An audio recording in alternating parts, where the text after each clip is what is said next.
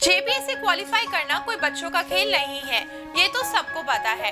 ये तो ऐसा मैदान है जहां पर हर किसी को अपनी दावेदारी पेश करने का अधिकार तो है, लेकिन सफलता किसको मिलेगी और किसको नहीं ये कोई नहीं जानता।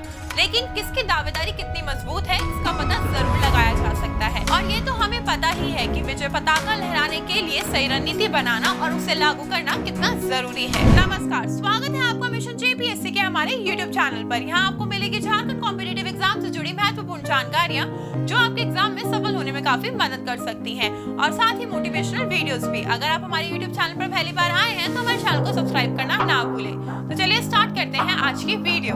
अगर हम इतिहास में झांके तो पता चलता है कि किसी भी राज्य पर कब्जा करने के लिए अक्सर राजा अपने सेना के साथ युद्ध के मैदान में पहुंचते थे, लेकिन जीत का फैसला सेना के आकार और प्रकार से नहीं बल्कि उसका नेतृत्व करने वाली सेनापति की रणनीति से तय किया जाता था। अगर इस उदाहरण को जेपीएससी की तैयारी में रख कर देखें तो आप सेनापति हैं। जेपीएससी के 3 चरण 3 किले हैं जिन पर आपको विजय प्राप्त करनी है, और जेपीएससी के अलग अलग विषय आपके सैनिक हैं जो आपको इस किले को हासिल करने में आपकी मदद करेंगे। और हर युद्ध की तरह इस युद्ध में भी सेनापति की यानी आपकी भूमिका सबसे महत्वपूर्ण है, क्योंकि यह आपके ऊपर निर्भर करता है कि आप इन 3 किलों को फतेह करने के लिए अपने सैनिकों का उपयोग किस तरह करते हैं।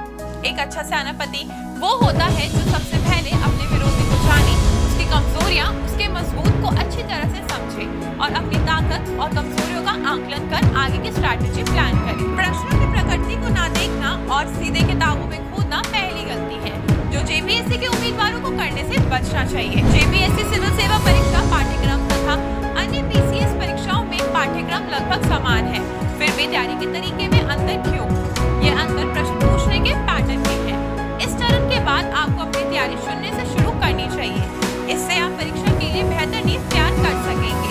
जेपीएससी के सिविल सेवा परीक्षा के पैटर्न को देखने के बाद बुनियादी यानी कि बेसिक किताबों से अध्ययन प्रारंभ करें, एनसीईआरटी की पुस्तकें पढ़ें तथा अपनी नींव बनाएं। सीखने का प्रयत्न ना करें, किसी भी टॉपिक को पूर्ण करने के पश्चात टॉपिक्स को समझें तथा पुस्तकों से जो कुछ भी पढ़ा है उसे समृद्ध में रखने का प्रयास करें। याद रखें, ज्ञान का संचय नहीं बल्कि प्रतिधारण परीक्षा को उत्तीर्ण करने में आपकी सहायता करेगा। अब बारी है अपनी नींव के ऊपर पहले ईंट रखने की, अपने फाउंडेशन को पॉलिश करने की। बेसिक किताबों को पूर्ण करने के पश्चात जेपीएससी की मानक पुस्तकों का अध्ययन करें। यह आपकी तैयारी को सुव्यवस्थित करने के अतिरिक्त पाठ्यक्रम को पूर्ण करने में आपकी सहायता करेगा। इसके बाद प्रैक्टिस की बारी आती है।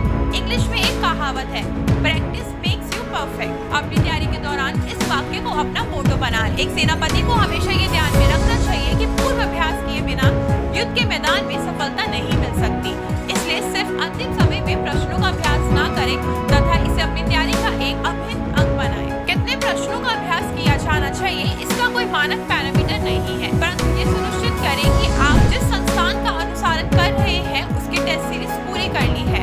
प्रैक्टिस के साथ साथ रिवीजन पर भी ध्यान देना जरूरी है, और यह शायद इस पूरी प्रक्रिया का सबसे महत्वपूर्ण भाग है।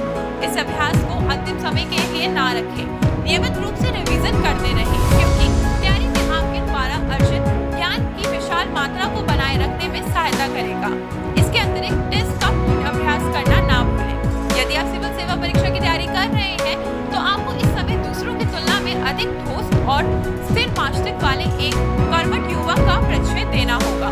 सच तो ये है कि एक अच्छे नाविक की पहचान तूफानी समुद्र में होती है, ना कि शांत समुद्र में। दोस्तों, अगर आपको हमारा ये वीडियो पसंद आया हो तो इसे अपने दोस्तों के साथ भी जरूर शेयर करें, और अगर आपके पास हमारे लिए कोई सवाल है तो इसे कमेंट में लिखकर हमें जरूर बताएं। आपसे जल्दी मुलाकात होगी एक नए टॉपिक पर एक नए वीडियो के साथ। देखते रहिए मिशन जेपीएस। नमस्कार।